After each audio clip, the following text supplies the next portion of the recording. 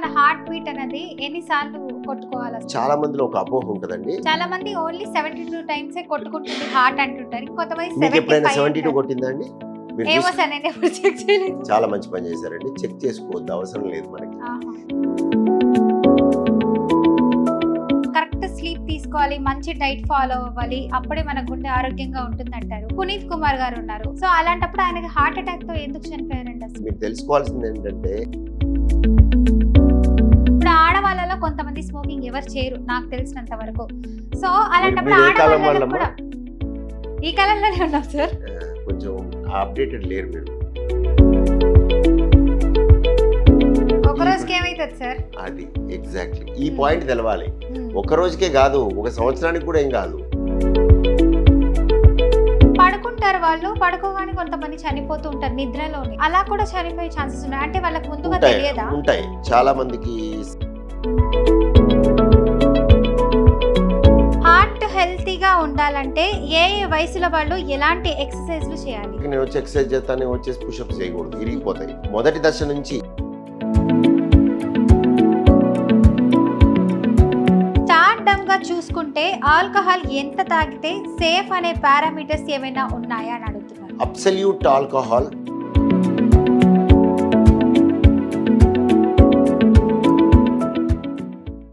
మీ బంగారం తాకట్టులో ఉందా? విడిపించుకోలేక ఇబ్బందులు పడుతున్నారా? అయితే మీ బంగారాన్ని వెంటనే విడిపించి కొంటాం. గణేష్ గోల్డ్.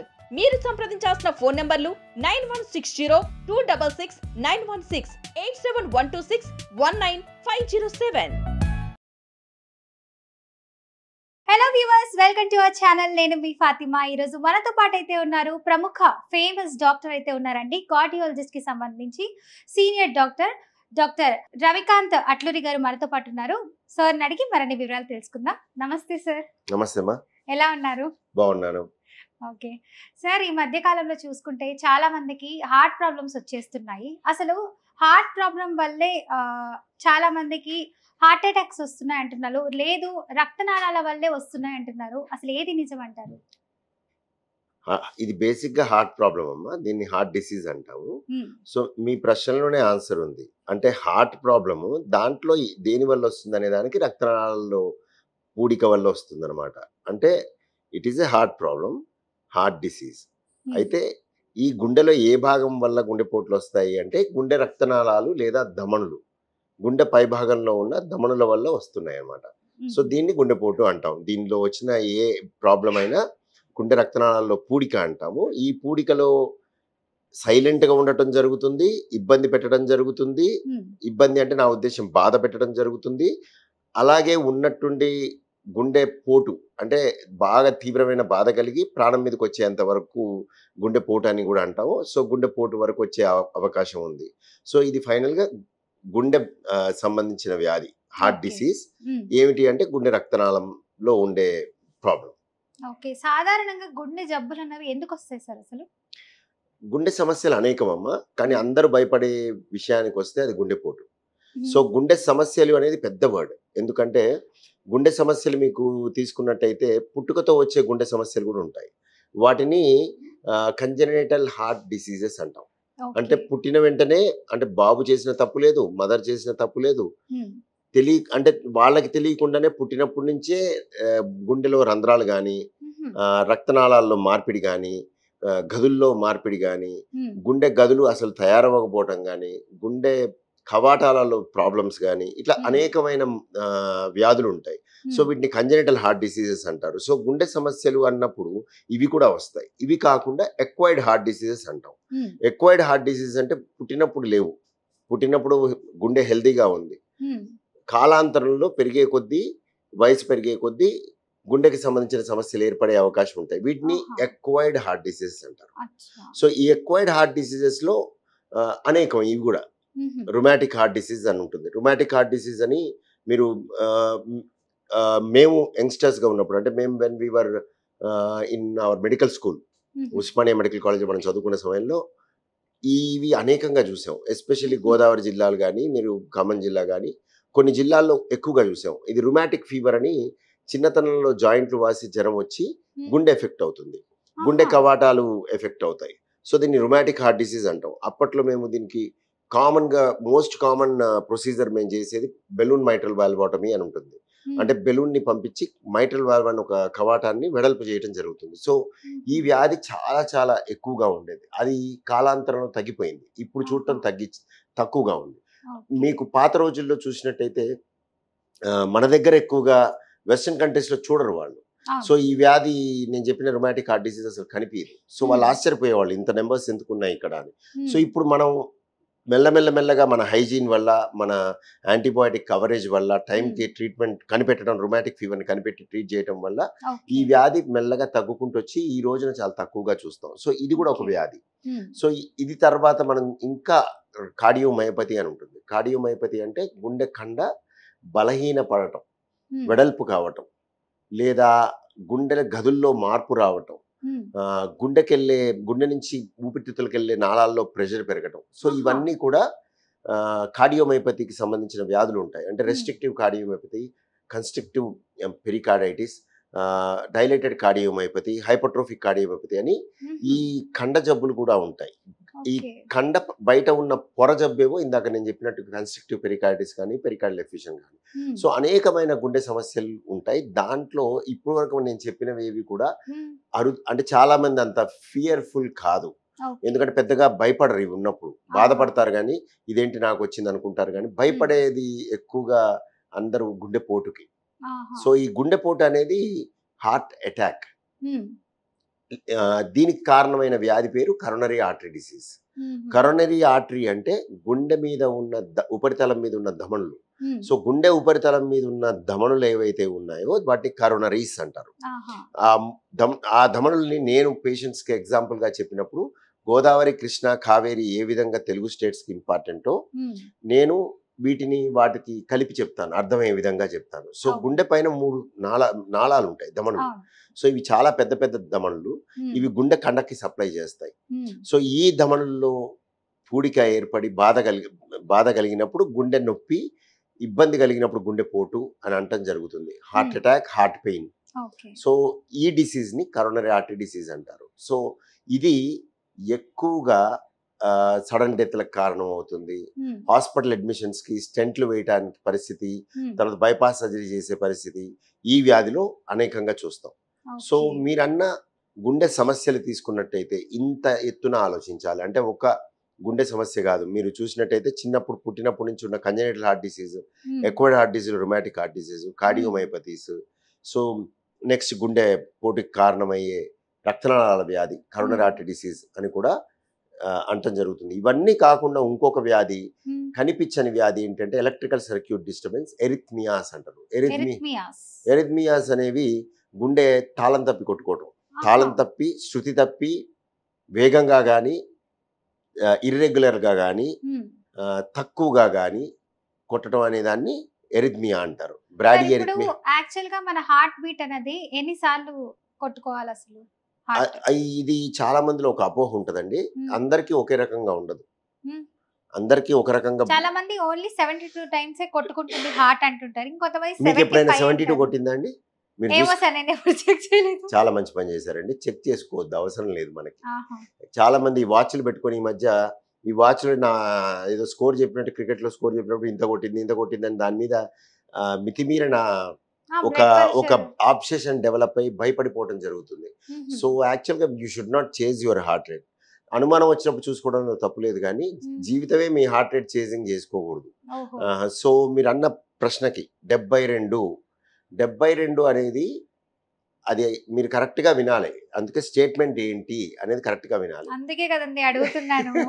అంటే అశ్వత్థామ హతః కుంజరః అని ఉంటది ఇప్పుడు మనకి మహాభారతంలో. అశ్వత్థామ హతః అంటే అశ్వత్థామ చనిపోయాడని, కుంజరః అంటే ఎలిఫెంట్ అని. ఆ చివరి పదం వినకపోతే అశ్వత్థామ పోయాడు అనుకుంటాం. ఈ సెంటెన్స్ కూడా అలాంటిదే. 72 is average of normal population. Average of normal population అంటే మనం ఒక 1000 మందిని తీసుకున్నాం. ఎగ్జాంపుల్ అర్థం కావడానికి 10 మందినే తీసుకుందాం. 10 మందికి ఒకడికి 70 ఉంటుంది, ఒకడికి 60 ఉంటుంది, ఒకడికి 55 ఉంటుంది, ఒకడికి 100 ఉంటుంది, ఒకడికి 120 ఉంటుంది, ఒకడికి 92 ఉంటుంది. Heart rate. దీన్ని హార్ట్ రేట్ అనాలి. హార్ట్ బీట్ అని కూడా అనకూడదు, హార్ట్ రేట్ అనాలి. సో ఈ హార్ట్ రేట్ ఉంటుంది. ఈ 10 మందిది కూడిక చేస్తే ఇంత ఎక్స్ వస్తుంది కదా, అవును. దీన్ని డివైడ్ బై 10. సపోజ్ ఇది ఇవన్నీ లెక్క పెడితే ఇప్పుడు 10 మంది అని చెప్పానుగా, లెక్క పెడితే 720 హార్ట్ రేట్ వచ్చింది. 10 మందికి కదా అది, డివైడెడ్ బై 10 ఎంత వచ్చింది? 72. మ్యాథమెటిక్స్. సో ఈ 72ని యావరేజ్ ఆఫ్ నార్మల్ పాపులేషన్ అంటాం. అంటే ఈ 62 వాడు నార్మలే, 77 వాడు నార్మలే, 92 వాడు నార్మలే, 110 వాడు నార్మలే, 55 వాడు నార్మలే. సో ఈ 72 అనేది వీళ్ళందరినీ కలిపి డివైడ్ చేసిన మొత్తం. సో అందుకు 72 అని చెప్పి అంతేగాని 72 అంటే అందరికి 72 ఉంటదని కాదు. It is average of normal population. So దీది తెలియక 72 ఉండాలి లేకపోతే ఏదో జబ్బు అనుకుంటారు. 72 సార్ ఇప్పుడు మేము చదువుకుంటున్నప్పుడు కూడా 72 టైమ్స్ హార్ట్ బీట్ అనేది కొట్టుకుంటుంది అని చెప్పి 3rd 4th క్లాసెస్ లో చెప్పారు సార్ మాకు టీచర్స్. అదే చెప్తుంది, సరిగ్గా చదవాలా. నేను చెప్పిన average of normal population heart beat అనేది, ఈ heart beat 72 is average of a normal population. అంటే అందరికి 72 ఉండదు, అందరికి కూడిక చేసి డివైడెడ్ బై ఎంతమంది అయితే అంతమందికి. కొంతమంది అంటారు మెట్లు ఫాస్ట్ గా ఎక్కినా, ఎక్కువ గట్టిగా ఫాస్ట్ గా పరిగెత్తినా, సో అలాంటి వాళ్ళకి ఇంకా వేగం కొట్టుకుంటుంది అంటారు కదా. అది నిజం, వాస్తవం. మన గుండె తయారు చేయబడింది ఆ విధమైన పరిస్థితులకి. అది డైనమిక్ ఉంటుంది. మీరు అన్న హార్ట్ రేట్, మనం we are talking about heart rate, గుండె వేగం. ఈ గుండె వేగం అనేది డైనమిక్ ఉంటుంది. నిద్రపోయినప్పుడు మనకు అవసరం లేదు కాబట్టి అంత మెటబాలిజం లోగా ఉంటుంది, కామ్ గా ఉంటుంది. నార్మల్ స్టేట్ ఉంటాం కాబట్టి సో నార్మల్ గానే ఉంటుంది అంటారా? అంతా నార్మలే. ఆ పెరిగెత్తినప్పుడు పెరిగింది కూడా నార్మలే. ఇప్పుడు కొంతమంది టెన్షన్ పడతారు, టెన్షన్ పడినప్పుడు కూడా హార్ట్ బీట్ రైజ్ పెరుగుతుంది, అది కూడా నార్మలే. పెరగకపోతే నార్మల్. సో మీకు అది డైనమిక్ అంటాం దాన్ని. అంటే నిద్రపోయినప్పుడు కొంతమందికి 30కి కూడా వెళ్ళిపోతుంది హార్ట్ రేట్, మీకు తెలియదు. ఎవరు చూసుకోరు కదా పడుకున్నప్పుడు హాల్టర్ ఒక టెస్ట్ చేస్తే అర్ధరాత్రి పూట మీరు చూసుకున్నట్టయితే మీ హార్ట్ రేట్ 30 కూడా ఉంటుంది. దాన్ని చూసి ఆశ్చర్యపోకూడదు, అది సహజం, నార్మల్. మీరు లెగిసి టక్కని లేచారు, పొద్దున్నే ఉదయం టక్కని లేచారు, ఏదైనా ఎవరైనా లేపారు టక్కని తట్టి, మీ హార్ట్ రేట్ ఉన్నటువంటి 100కి పోద్ది. మామూలుగా లేచారు 78, 60, 80 ఉంటుంది. మీ ముందు ఎవరో గట్టిగా వచ్చి అరిచారు, మీ హార్ట్ రేట్ టక్కని వేగం ఎక్కి అది 150 కూడా పోవచ్చు. పరిగెత్తారు 150కి పోద్ది. మీరు జిమ్ చేస్తూ ట్రెడ్మిల్ మీద పరిగెడుతున్నారు 170కి పోతుంది. మీరు మళ్ళీ కామ్ అయిపోయి ఆగిపోయారు, అది మెల్లగా దిక్కుంటూ 170, 160, 150 అట్లా తక్కువ వచ్చేస్తుంది. సో అది ఇదంతా సహజం. సార్ ఇప్పుడు చాలా మంది డాక్టర్స్ అంటుంటారు అండ్ బయట వాళ్ళు కూడా ట్రైనర్స్ అంటుంటారు, సో కరెక్ట్ స్లీప్ తీసుకోవాలి, మంచి డైట్ ఫాలో అవ్వాలి, అప్పుడే మన గుండె ఆరోగ్యంగా ఉంటుంది అంటారు. మరి ఇప్పుడు సెలబ్రిటీస్ లో చూసుకుంటే పునీత్ కుమార్ గారు ఉన్నారు, ఆయన ఒక 4-5 ఇయర్స్ బ్యాక్ పాస్ అవే అయ్యారు. సో మరి ఆయన అంత ఫిట్ గా ఉండి మంచి డైట్ తీసుకొని ఎక్సర్సైజెస్ చేసుకొని, సో అలాంటప్పుడు ఆయనకి హార్ట్ అటాక్ తో ఎందుకు చనిపోయారండి అసలు? చాలా మంచి ప్రశ్న అమ్మా. ఇది మీరు తెలుసుకోవాల్సింది ఏంటంటే, జీవన శైలి చక్కగా చెప్పినట్టుగా, వైద్యుడు చెప్పినట్టుగా అవ్వచ్చు, ఇంకెవరైనా చెప్పినట్టుగా అవ్వచ్చు, ఒక పద్ధతిగా డిసిప్లిన్డ్గా చేస్తే అది అమృతం కాదు. అది అమృతం కాదు, అది మీ పరిస్థితిని మెరుగుపరుస్తుంది, మీకు గుండెపోటు వచ్చే అవకాశాన్ని తగ్గిస్తుంది, అంతేగాని రాదు అని చెప్పలేవు. అది అమృతం కాదు. బట్ డిసిప్లిన్గా ఉండి ఇంత జాగ్రత్తగా ఉన్నా కూడా వచ్చిందంటే అధ్వాన్నంగా ఉండుంటే ఇంకా ముందు వచ్చేది. అది మీకు అర్థమైందా? సో జీవన శైలిలో ఏవైతే మార్పులు చేయమంటామో మేము, ఏంటవి? లో ఫ్యాట్ డైట్, కొలెస్ట్రాల్ తక్కువగా ఉండే ఫుడ్ తినటం కానీ, ఆయిల్ తగ్గించి తినటం కానీ, తర్వాత మధుమేహం ఉంటే, డయాబెటీస్ ఉంటే కనిపెట్టి దాన్ని అదుపులో పెట్టడం కానీ, బ్లడ్ ప్రెషర్ రక్తపోటు ఉంటే దాన్ని అదుపులో పెట్టడం కానీ, ఉప్పు తగ్గించి తినటం కానీ, లావుగా ఉండకుండా ప్రయత్నం చేయటం, అంటే ఊబకాయం ఎస్పెషల్లీ పొట్ట లేకుండా ప్రయత్నం చేయడం, సెంట్రల్ ఒబెసిటీ అంటాం, ఇది లేకుండా ప్రయత్నం చేయడం, ఫిజికల్లీ యాక్టివ్ అంటే చక్కగా వ్యాయామం చేయటం. వ్యాయామం అంటే చెమటలు వచ్చి రావాలని చాలా మంది తప్పుగా అనుకుంటుంటారు. చెమటలు రావాల్సిన అవసరం లేదు. వ్యాయామం అంటే 30 minutes ఆఫ్ బ్రిస్క్ వాక్తో సమానమైన ఏ వ్యాయామం అయినా, అంటే అది మీ ఇష్టం. సైక్లింగ్ అవ్వచ్చు, జాగింగ్ అవ్వచ్చు, బ్రిస్క్ వాక్ అవ్వచ్చు, షటిల్ బ్యాడ్మింటన్ అవ్వచ్చు, టెన్నిస్ అవ్వచ్చు, మీకు నచ్చింది ఏదైనా చేయొచ్చు. సో ఇటువంటి వ్యాయామం చేస్తూ నేను చెప్పిన విధంగా డైట్ ఫాలో అవుతూ స్మోకింగ్ కి దూరంగా ఉండి ధూమపానానికి దూరంగా ఉండి ఏ విధమైన టొబాకో ప్రోడక్ట్ కి వెళ్లకుండా డ్రగ్స్ కి ఇప్పుడు అది కూడా కొత్తగా స్టేట్మెంట్ పెట్టాల్సి వస్తుంది. డ్రగ్స్ కి జోలికి పోకుండా పద్ధతిగా మంచిగా పడుకొని, మీరు అన్న 8 గంటలు పడుకొని చక్కగా ప్రతిరోజు ప్రతిరోజు పడుకోలేరు అందరూ, but at least most of the days చక్కగా పడుకొని స్ట్రెస్ ఫ్రీగా ఉండి ఇవన్నీ చేయడాన్ని డిసిప్లిన్ అంటాం. సార్ ఇప్పుడు మీరు చెప్పినట్టు టొబాకో ఇలాంటివి యూజ్ చేయకూడదు, స్మోకింగ్ ఆల్కహాల్ ఉండకూడదు అంటున్నారు. ఇప్పుడు ఆడవాళ్ళలో కొంతమంది స్మోకింగ్ ఎవరు చేయరు నాకు తెలిసినంత వరకు. సో అలాంటప్పుడు ఆడవాళ్ళలో కూడా ఈ కాలంలోనే ఉన్నాం సార్, కొంచెం అప్డేటెడ్ లేరు మీరు. అంటే కొంతమంది తాగరు, అందరూ లేదు. నాకు తెలిసినంత వరకు ఆడవాళ్ళు తాగరు. మరి సర్కిల్ ఎలా ఉందమ్మా? అస్సలు అనకూడదు అలాగా. ఒకటి, విమెన్ కి రెస్పెక్ట్ తో అందరం రెస్పెక్ట్ ఇవ్వాలి, ఈక్వల్ రైట్స్ ఇవ్వాలి. సార్ ఇది మరి ఘోరంగా కాదమ్మా, ఆడవాళ్ళని నేను రెస్పెక్ట్ ఇవ్వాలంటున్నా. ఈక్వల్ రైట్స్, ఈక్వల్ రెస్పెక్ట్ ఇవ్వాలి. అదే విధంగా ఎప్పుడు కూడా డోంట్ టేక్ ఎనీథింగ్ గ్రాంటెడ్. అంటే అమ్మాయిలు తాగరు, అమ్మాయిలు 70% అమ్మాయిలు ఎవరు తాగరు. సో అలాంటి వాళ్ళు కూడా ఇప్పుడు మా మదర్స్ ఉన్నారు, అమ్మమ్మ వాళ్ళు ఉంటారు, సో చాలా మంది లేడీస్ ఉన్నారు, వీళ్ళు ఎవరు తాగరు. సో అలాంటప్పుడు వాళ్ళకు కూడా హార్ట్ అటాక్స్ ఎందుకు వస్తున్నాయి అసలు? అలా అదే చెప్పబోతున్నా. ఇప్పుడు ఇందాక చెప్పిన స్టేట్మెంట్ అమ్మా, ఇప్పుడు నేను ఇందాకంతా మనం కంప్లీట్ చేయలే వర్డ్. ఇందాక ఏం చెప్పాను? ఈ జీవన శైలిలో ఉన్నా కూడా గుండెపోట్లు వచ్చే అవకాశం ఉంటది, కానీ అవకాశం తక్కువ ఈ గ్రూప్ లో. జీవన శైలి చక్కగా నేను చెప్పినట్టుగా యోగా అన్ని చేస్తూ చక్కగా ఉన్న వాళ్ళల్లో అవకాశం తక్కువ. ఈ జీవన శైలి అధ్వానంగా, అంటే దీనికి ఆపోజిట్, సిగరెట్ తాగుతూ ఇష్టం వచ్చినట్టు తిండి తింటూ డెఫినెట్ కాదు, అవకాశం ఎక్కువ, ప్రాబబిలిటీ హై. వీళ్ళల్లో అవకాశం ఎక్కువ, వీళ్ళల్లో అవకాశం తక్కువ. రూల్ కాదు, అలా రూల్ అయి ఉంటే చెప్పారంటున్నారు మీరు. ఖచ్చితంగా చెప్పడానికి లేదు. This is called probability. English లో ప్రాబబిలిటీ అంటారు, తెలుగులో నా ఉద్దేశం పర్లేదు, అంత కష్టపడద్దా. సరే, మొత్తం మీద ప్రాబబిలిటీ అంటారు. సో మీరన్న ప్రశ్నకి విమెన్ ని తీసుకున్నట్టయితే, women are protected from getting a heart attack by God's grace. ఎందుకు? వీళ్ళకి ప్రీ మెనోపాజల్, అంటే ఎప్పుడైతే చైల్డ్ బేరింగ్ ఏజ్ లో ఉంటారో, పిల్లల్ని కనే పరిస్థితిలో ఉంటారో, అంటే బైస్ట్ అవుతుంది, మెన్స్ట్రుయేషన్ అవుతుంది, వీళ్ళకి బాడీలో ఈస్ట్రోజన్ ఉంటుంది.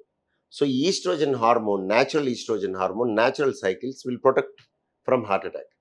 సో జనరల్ గా ప్రీ మెనోపాజల్ ఉమెన్ లో మేము హార్ట్ అటాక్ చూడటం అరుదు అన్నాం కానీ రాదు అని చెప్పలేము. అవకాశం తక్కువ, ఇందాక చెప్పినట్టుగా. అంటే మేల్ కౌంటర్ పార్ట్స్ ని తీసుకున్నట్టయితే, మగవాళ్ళని ఆడవాళ్ళతో కంపేర్ చేసినట్టయితే ఒక డెకేడ్ ఆడవాళ్ళు ప్రొటెక్టెడ్. అంటే మేము మగవాళ్ళల్లో చూసే సంఖ్యని ఆడవాళ్ళల్లో 10 ఏళ్ల తర్వాత చూస్తాం.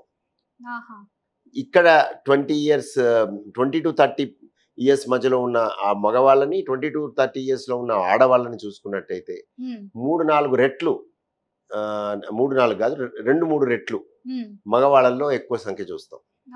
సో ఆ విధంగా మనము ప్రొటెక్షన్ ఫ్రమ్ ఈస్ట్రోజన్ ఉంటుంది యాక్చువల్గా. అలా అని చెప్పే యాక్చువల్గా మెనపాజ్ తర్వాత ఈస్ట్రోజన్ రీప్లేస్మెంట్ థెరపీ అని అప్పట్లో మొదట్లో వచ్చి సంహౌ అది ఫెయిల్ అయింది. అంటే అది చేసినా కూడా హార్ట్ అటాక్లు పెద్దగా తగ్గలేదు, ఇన్ఫాక్ట్ పెరిగినాయి అని చెప్పి మొదటి దశలో తీసేశారు దాన్ని. అంటే ఇప్పుడు దేవుడు ఇచ్చిన న్యాచురల్ ఈస్ట్రోజన్ తో ప్రొటెక్షన్ ఉంది, మనం ఇచ్చే ఈస్ట్రోజన్ తో ప్రొటెక్షన్ లేదు. కారణం తెలియదు ఎవరికి. సో యాక్చువల్ గా women are have a lesser chance when compared to men. కానీ విమెన్ ఆర్ నాట్ అగైన్ అమృతం కాదు ఉమెన్ అవ్వటం. అంటే వాళ్ళల్లో కూడా గుండెపోటు చూస్తాం, కానీ అవకాశం తక్కువ. సో ఇప్పుడు నాకు పేర్లు గుర్తుంటాయి. ఇప్పుడు 20 to 30 ఎవరైనా 20 నుంచి 30 మధ్యలో వచ్చిన ఆడవాళ్ళ పేర్లు చెప్పమంటే నాకు గుర్తుంటాయి, మామూలుగా చెప్పలేవుగా. వాళ్ళందరూ వచ్చి నన్ను కొడతారు, ప్రైవసీ అంత బ్రీచ్ చేసామని. ఏ విధంగా చెప్తామని చెప్పకూడదు. సో 20 to 30 మనం పేర్లు చెప్పే విధంగా ఉంటుంది. సో ఇట్ ఈస్ లెస్ అన్నమాట నా ఉద్దేశం. So women are definitely protected when compared to men. Okay, so women వాళ్ళు okay definitely compare to men వీళ్ళకి కొంచెం తక్కువ ఉండొచ్చు అని అంటున్నారు. Fine sir. ఇంకొంతమంది కొలెస్ట్రాల్ ఎక్కువ ఉండడం వల్ల కూడా హార్ట్ అటాక్స్ వస్తాయి అంటుంటారు, ఇది కూడా నిజమేనా? ఇందాకే చెప్పా కదా 100% cholesterol, high cholesterol diet in fact యానిమల్స్లో స్టడీస్ కూడా ఉన్నాయి. ఓకే. ర్యాట్స్లో, మైస్లో, చిన్న అప్పట్లో గినిపిక్స్లో స్టడీస్ ఉన్నాయి. అంటే వాటికి కంటిన్యూస్ కొలెస్ట్రాల్ ఫీడింగ్ ఎక్కువ చేస్తే ఎవెన్చువల్లీ ఒక సంవత్సరానికి 2 సంవత్సరాలకి కొంతమంది అంటారు బ్లాక్లు ఏర్పడతాయి. కొలెస్ట్రాల్ కూడా మన బాడీకి అవసరమే అంటుంటారు. అంటే అవసరం ఎంత కదా. వరకు అవసరం? అది అవసరమే కదా. కొలెస్ట్రాల్ లేకుండా మనిషి ఉండడు. అంటే మన మన ఎంత మన percent ఉండాలి?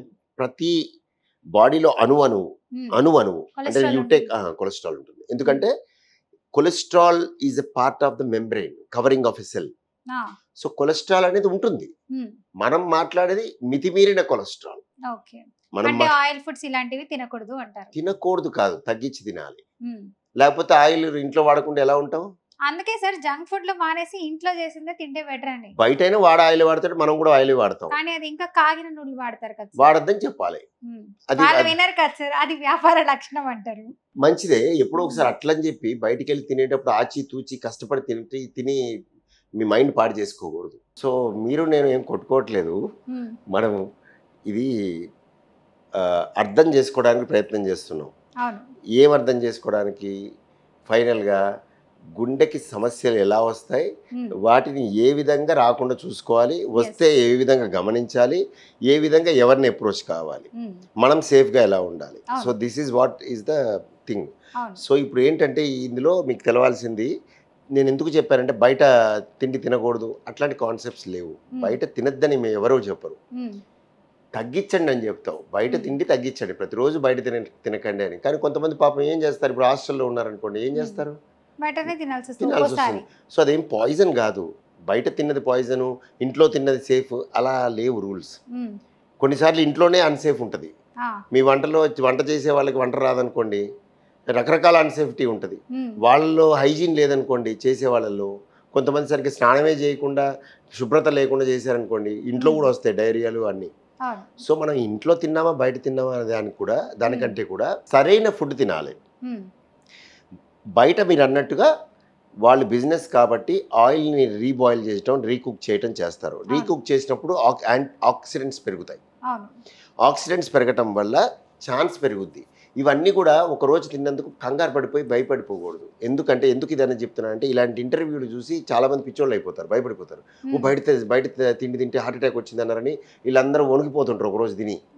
మళ్ళీ డాక్టర్ వెళ్ళి అది ఎగ్జాక్ట్లీ ఈ పాయింట్ తెలవాలి.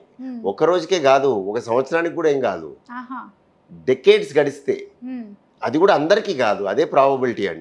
అంటే ఒక్కొక్కరి బాడీ నేచర్ ఎగ్జాక్ట్లీ వాళ్ళ తత్వము, వాళ్ళకున్న తత్వము, వాళ్ళకున్న పరిస్థితులు, వాళ్ళకున్న స్థితిగతులు, లోపడున్న జెనెటిక్ వేరియేషన్స్, ప్లస్ వాళ్ళకి వేరే సమస్యలు ఏమైనా ఉన్నాయా, మధుమేహం ఉందా, రక్తపోటు ఉందా, డయాబెటీస్, హైపర్ టెన్షన్ ఉన్నాయా. సో వీటన్నిటి మీద వాళ్ళ వ్యాయామం ఎలా చేస్తున్నారు, వాళ్ళు లావుగా ఉన్నారా, సన్నగా ఉన్నారా, వాళ్ళ బ్యాక్గ్రౌండ్ ఏంటి, ఇవన్నీ ఆధారపడి ఉంటాయి. సో మనం బయట తిన్నంత మాత్రాన జబ్బు వచ్చేస్తుంది, ఇంట్లో తింటే రాదు అని కాదు. మనము వీలైనంత వరకు హెల్తీ ఫుడ్ తినాలి. ఈ హెల్తీ ఫుడ్ బయట దొరకచ్చు, లోపల దొరకచ్చు, అది డిఫరెంట్. సో ఆ హెల్తీ ఫుడ్ గురించి మీరు అడిగినట్టయితే లో కొలెస్ట్రాల్ ఫుడ్ అంటాం. లో కొలెస్ట్రాల్ ఫుడ్ అంటే ఆయిల్ తగ్గించి తింటాం. సో ఈ ఆయిల్ తగ్గించి తింటాం అనేది 2 రకాలుగా. ఒకటి ఏ ఆయిల్, ఎంత ఆయిల్. సో చాలా మంది ఏ ఆయిల్ అనే దానికి చాలా తర్జన అవుతుంటారు. నిజంగా చాలా కమెంట్లు కూడా పెడుతున్నారు, ఏ ఆయిల్ వాడమంటారు అని. రైస్ బ్రాండ్ అంటారు, ఫ్రీడమ్ అంటారు, సఫోలా అంటారు, చాలా types. Plant oils first point. Plant ఎందుకంటే యానిమల్ ఆయిల్స్ కూడా దొరుకుతాయి. ప్లాంట్ ఆయిల్స్ వాడాలి. సాఫ్లవర్, సన్ఫ్లవర్, ఆలివ్ ఒకటి. ఇది ఒకటి సరేలేండి, మస్టర్డ్, వాట్ ఎవర్. మీరు ఇవన్నీ వాడారు. ఫస్ట్ పాయింట్, ఇంట్లో వండే వాళ్ళకి రావాలి. మీరు వెళ్ళి ఆలివ్ ఆయిల్ ఇస్తే వాళ్ళు వండలేరు. నేను ఇదే తింటా అంటే. కాబట్టి ఫస్ట్ వంటింట్లో ఉన్న వాళ్ళకి సరైన విధంగా మీరు ఆలోచన చేయాలి అంతే. అది నేను చెప్పినట్టు ప్లాంట్ ఆయిల్ అవ్వాలి. నెక్స్ట్ థింగ్, ఆయిల్ని తగ్గించాలంటే ఎంత తగ్గిస్తావు, ఎలా తగ్గిస్తావు, కొలతలు వేస్తావా, రోజు కష్టం కదా. సో ఈజీ థింగ్ ఏంటంటే try to come down in your percentage. ఎలా, మీకు ఇంతమంది ఉన్నారు, 4 ఉన్నారు, ఒక 6 లీటర్లు అవుతుంది, 4 లీటర్లు తీసుకొచ్చే ప్రయత్నం చేయండి మంత్లీ. అలా లెక్క ఉంటుంది. కానీ మీరు ఇది చెప్పలేరు, ఇందులో ఇంత వేయాలి, ఇందులో ఇంత వేయాలి, అలా కాదు. So consumption of oil per month చూసుకోవాలి. ఒక 25 to 30% కట్ చేయగలిగితే బెస్ట్. అండ్ మీరు సేఫ్గా ఉండాలి అనుకున్నప్పుడు bring it down to 1 litre per person which is quite difficult. Okay, అవును. అంటే అంతవరకు రాగలిగే ప్రయత్నం చేయండి. అంతేగాని ఇంకోటి ఇవన్నీ చేశాక కూడా రాదు హార్ట్ అటాక్ అంటే అలా బల్లగుద్ది నేను చెప్పలేను, అవకాశం తగ్గుద్ది. సో ఇది అబౌట్ ఆయిల్. నెక్స్ట్ వచ్చేసి ఫుడ్స్లో రెడ్ మీట్ తినకూడదు. రెడ్ మీట్ అంటే ఎనీథింగ్ లైక్ ఇప్పుడు chicken is lean meet, chicken fish ఇవన్నీ లీన్ మీట్ అంటాం. దీంట్లో ఫ్యాట్ తక్కువ ఉంటుంది. రెడ్ మీట్ అంటే ఇంకా మటన్ లాంటివి పైనవన్నీ ఇక అవన్నీ మీరు they are all sea foods మళ్ళీ లీన్ మీట్ కింద వస్తాయి. సో లీన్ మీట్ తినచ్చు, లీన్ మీట్ తగ్గించి తినాలి అది కూడా. And this is all protein. Actual తీసుకోకూడదని ఏం లేదు meat. So when you take meat, lean meat is the better thing. And oil నేను చెప్పినట్టు రీకుక్ చేయొద్దు, వాడినప్పుడు తక్కువ అమౌంట్ వాడాలి. సో వీలైనంత వరకు కబాబ్స్ లైక్ ఎయిర్ ఫ్రై చేయటం కానీ ఆయిల్ లేకుండా చేయటం కానీ ప్రయత్నం చేయాలి. అండ్ మీరు నెయ్యి, ఇప్పుడు చాలా మంది వెజిటేరియన్ ఉంటారు, వాళ్ళకి నెయ్యి ప్రాణం. సో నెయ్యి తీసుకోవచ్చు, తగ్గించి తీసుకోవాలి, అంతేగాని నెయ్యి అసలు తీసుకోకుండా ఉండాల్సిన అవసరం లేదు. ఎగ్జాక్ట్లీ అలా తగ్గించుకోవాలి, కట్ చేసుకోవాలి. రక్తపోటు ఉంది వాళ్ళు డెఫినెట్గా ఉప్పు తగ్గించాలి. ఉప్పు కూడా సేమ్ కాన్సెప్ట్, తీసేయాలా అని కాదు. వంట చేసేటప్పుడు ఎవరైతే చేస్తున్నారో వాళ్ళు చేయి జరిపితే చాలు, కొంచెం ఓ 25% ముందుకు జరిపితే రెగ్యులర్గా వేసేదానికి తగ్గిపోయింది కదా. నెక్స్ట్ ఎక్స్ట్రా సాల్ట్, టేబుల్ పైన ఎక్స్ట్రా సాల్ట్ కట్ చేయాలి. సో ఇటువంటి జాగ్రత్తలు తీసుకోవాలి. ప్రోటీన్ మాత్రం చక్కగా తీసుకోవచ్చు. లావు ఉన్న వాళ్ళు, డయాబెటీస్ ఉన్న వాళ్ళు కార్బోహైడ్రేట్స్ కట్ చేయాలి. లావు ఉన్న వాళ్ళు, డయాబెటీస్ ఉన్న వాళ్ళు ట్రైగ్లిజరైడ్స్, కొలెస్ట్రాల్లో ఒక రకమైన పదార్థం ట్రైగ్లిజరైడ్స్. దీన్ని చూసి హడలిపోతుంటారు చాలామంది. దానికి హడలిపోకర్లే, అది ఇమీడియట్ థ్రెట్ ఏం కాదు. అది ఒకరోజు ఈ వీకెండ్స్ అందరూ తాగి టెస్టులు చేసుకుంటారు చాలామంది. తాగి మంచిగా పొద్దున పూట వచ్చి టెస్ట్ చేస్తారు. ఆ ట్రైగ్లిజరైడ్స్ ఎక్కడో ఉంటాయి, 700, 600 చూసి వాళ్ళు చనిపోయినట్టు ఫీల్ అవుతుంటారు. సో అది ఇమీడియట్ థ్రెట్ ఏమి ఉండదు దానికి. అది long term threat, immediate threat కాదు, లాంగ్ టర్మ్. అంటే అలానే వదిలేస్తే కొన్నాళ్ళకి ఏదైనా జరగచ్చు, అది జరగకపోవచ్చు కూడా. సిమిలర్ కానీ కొన్నిసార్లు అది 1500 పైన పోతే ట్రైగ్లిజరైడ్స్ అనేవి ప్యాంక్రియాటైటిస్ వస్తుంది. ప్యాంక్రియాటైటిస్, ప్యాంక్రియాస్ దెబ్బతింటుంది. ఎస్పెషల్లీ ఇదంతా ఆల్కహాలిక్స్లో జరుగుతుంది. సో వీళ్ళు నేను చెప్పినట్టు ట్రైగ్లిజరైడ్స్ ఎక్కువ ఉన్నవాళ్ళు, డయాబెటీస్ మధుమేహం ఉన్నవాళ్ళు, లావుగా ఉన్నవాళ్ళు, వీళ్ళు కార్బోహైడ్రేట్స్ కూడా తగ్గియాలి. కార్బోహైడ్రేట్స్ అంటే మీకు రైస్, చపాతీ, మిలెట్స్ ఇవన్నీ. అంటే రైస్ వద్దన్నారని చెప్పి చపాతీలు కుమ్మేయటం చేయకూడదు. అదైనా ఇదైనా తగ్గించి తినాలి. ఇది వద్దన్నారని చెప్పి అదొక 10 తినేస్తే కష్టం. ఇప్పుడు రెండు తినడమే బెటర్ అంటారు. రెండని కాదు, తక్కువ తినాలి. ఇక రెండు అంటే ఆ పర్సనాలిటీకి ఎంత, ఆ వెయిట్కి ఎంత అనే దాన్ని బట్టి ఉంటుంది. చిన్నపిల్లడికి ఒక రకం ఉంటుంది, పెద్దవాళ్ళకి ఒకటి ఉంటుంది. వెరీ డెప్త్లో వెళ్ళాలి అంటే డైటీషియన్ అవసరం. లేకపోతే నేను చెప్పినట్టుగా కొలమానాలు లేకుండా తగ్గించుకోవాలి. సో మనం కొంతమంది ఏం చేస్తారు, రైస్ వద్దని చెప్పి ఎక్కువ తినేస్తారు. సో దాని పర్పస్ సర్వ్ కాదు. సో ఇవన్నీ దృష్టిలో పెట్టుకోవాలి. సో అది కార్బోహైడ్రేట్. ప్రోటీన్ అంటే ఇందాక మీట్, వెజిటేరియన్స్కి అయితే మీకు సోయా ఉంటుంది, పన్నీర్ ఉంటుంది, టోఫీ ఉంటుంది, and something like salads protein కాదమ్మా. ప్రోటీన్స్ ఆర్ మీకు లెగ్యూమ్స్ అంటే బీన్స్ ఇటువంటి ఉంటాయి. సోడియం ఇలాంటివన్నీ ఉండే విధంగా చూసుకోవాలి. పొటాషియం ఇట్లా అవి సోడియం, పొటాషియం అవన్నీ మనకి ఫ్రూట్స్లో వస్తాయి చాలా వరకు. ఎస్పెషల్లీ పొటాషియం ఫ్రూట్స్లో ఉంటుంది. సో ఫ్రూట్స్ తీసుకోవచ్చు. డయాబెటిక్స్ కాని వాళ్ళందరూ good amount of fruits, about 4 to 5 cups తీసుకుంటే డైలీ మంచిది హార్ట్ కూడా. సో ఈ విధంగా పోషకాహారము డైట్ మెయింటైన్ చేస్తే మనకి గుండెకి ప్రొటెక్షన్ ఉండే అవకాశం ఉంటుంది. ఓకే సార్, చాలా మంది హార్ట్ లో హోల్ వచ్చేసింది, స్టంట్ వేసారు డాక్టర్ అంటుంటారు. సో ఎందుకు అలాగా స్టంట్స్ ఇవన్నీ వేయడము? ఈ రెండు స్టేట్మెంట్స్ అసలు అతకలేదండి. ఇది కామన్ గా ఇలానే అడుగుతారు పేషెంట్లు కూడా, చెప్పడం కూడా ఇలానే చెప్తారు. హోల్ పడింది, హోల్ వేసారండి, హోలు వాల్వ్ అంతా కన్ఫ్యూజ్ చేస్తుంటారు. ఇది హోలు కాదు, వాల్వ్ కాదు, హోల్ పడింది కాదు, హోల్ వేసింది లేదు. ఇది రక్తనాళం, ధమని, ఆర్టరీ. ఈ ఆర్టరీలో పూడిక ఉంటే మేము లోపలికి ఒక వైర్ వేసి ఆ పూడిక లోపలికి ఒక బెలూన్ స్టెంట్ కాంబినేషన్ని పంపించి వెడల్పు చేసి ఆ స్టెంట్ అనేది జాలీలాగా ఉంటుంది, దాన్ని వదిలేసి ఎరక్కి వస్తాం. సో మేము రక్తనాళంలో పూడిక ఉంటే దానికి స్టెంట్ పెడతాం. సో దీన్ని కామన్ లాంగ్వేజ్లో చెప్పాలి అంటే ధమని బ్లాక్ అయింది, స్టెంట్ పెట్టారు. ఈ హోల్ ఎక్కడి నుంచి వచ్చిందో తెలియదు, వాల్వ్ ఎక్కడి నుంచి వచ్చిందో తెలియదు. సార్ కొంతమంది 2-3 సార్లు ఆపరేషన్స్ చేయించుకుంటారు సార్, అదెలా, ఎందుకు అలాగా? అంటే ఎవరి జబ్బు వాళ్ళదే. కొంతమంది వ్యాధి విచ్చలవిడిగా ఉంటుంది, ఒక్కసారికే సరిపోతుంది అన్ని చేసి, అయినా కూడా కొంతమంది అంటే లోపల ఒక ట్యూబ్ పెట్టాము, సో అది మళ్ళీ 2 months లో తొలగించేసారు, లేదంటే ప్రాబ్లం అవుతుంది అంటుంటారు. లేదమ్మా, హార్ట్లో అలాంటిది ఏది ఉండదు. ట్యూబ్ పెట్టడం, తొలగించడం, యూజువల్గా యూరినరీ స్టెంట్స్ ఉంటాయి. యూరిన్లో కొంతమందికి స్టోన్స్ పడుతుంటాయి. కిడ్నీలో స్టోన్ ఉందనుకోండి, అక్కడ స్టెంట్ని పెట్టి 3 వారాల తర్వాత వచ్చాక తీసేయమంటారు. దాన్ని యూఆర్ఎస్ఎల్ ప్లస్ డీజే స్టెంట్ అంటారు. అది వేరు. గుండెల్లో పెట్టిన స్టెంట్ తీలేము, ఇలా అయితే మనిషి ఉండడు. సో ఆ స్టెంట్ అక్కడ పెట్టాక అక్కడే ఉంటుంది, పర్మనెంట్గా అక్కడే ఉంటుంది. అందుకే పెట్టేటప్పుడే చాలా జాగ్రత్తగా ఎక్కడ పెట్టాలనేది చూసుకొని జాగ్రత్తగా పెట్టాలి. లొకేషన్, ఎనాటమీ చాలా ఇంపార్టెంట్. మిస్ అయ్యావనుకోండి, కొంచెం పైకి పడిందంటే ఇంకో స్టెంట్ కింద పెట్టాల్సి వస్తుంది. ఓకే. సో కొంతమంది ఇలా మిస్ అయింది, సో పెట్టేటప్పుడు కొంచెం అటు ఇటు అయిందని చెప్పి కూడా నెక్స్ట్ టైం అని చెప్పి హార్ట్ ఆపరేషన్ నెక్స్ట్ టైం ఏం చేయరమ్మా, అప్పుడే చేసేస్తారు. మీరు చెప్పేది ఆ రెండోసారి చేయటం అనేది మళ్ళీ ప్రాబ్లం రిపీట్ అయినా, కొత్త ప్రాబ్లం వచ్చిన, అంటే ఇప్పుడు మొదట రక్తనాళంలో బ్లాక్ ఏర్పడింది, నువ్వు స్టెంట్ పెట్టావు. స్టెంట్ పెట్టక ముందు స్టెంట్ లేదు కదా, రక్తనాళంలో బ్లాక్ వచ్చింది కదా. అలానే ఇంకో రక్తనాళంలో కూడా బ్లాక్ రావచ్చు కదా. సో అది రావచ్చు, రాకపోవచ్చు. కొంతమందికి 10 ఏళ్ళకి వస్తుంది, కొంతమందికి జనరల్గా నేను చూసింది 10 years తర్వాత చాలామంది మళ్ళీ వస్తూ ఉంటారు. వాళ్ళందరికీ వేరే చోట బ్లాక్ వస్తుంది. 6 నెలలకే స్టెంట్ వేసిన 6 నెలలకే వెనక్కి వచ్చి బాధ అని చెప్తే జనరల్గా స్టెంట్లో వస్తుంది. కొంతమంది 6 monthsకి ఒకసారి ఎక్కడికి వెళ్తున్నావు అంటే స్టంట్ వేయాలంట, ఇంకో స్టంట్ అంట అంటుంటారు. లేదండి, అది చాలా తక్కువ, అరుదు.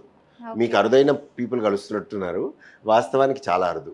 ఎందుకంటే ఒక కార్డియాలజిస్ట్ దగ్గర ఒక 100 మంది స్టెంట్ వేయించుకొని ఉంటే 2 లేదా 3కే ఈ విధమైన రెండోసారి రావాల్సిన పరిస్థితి వస్తుంది.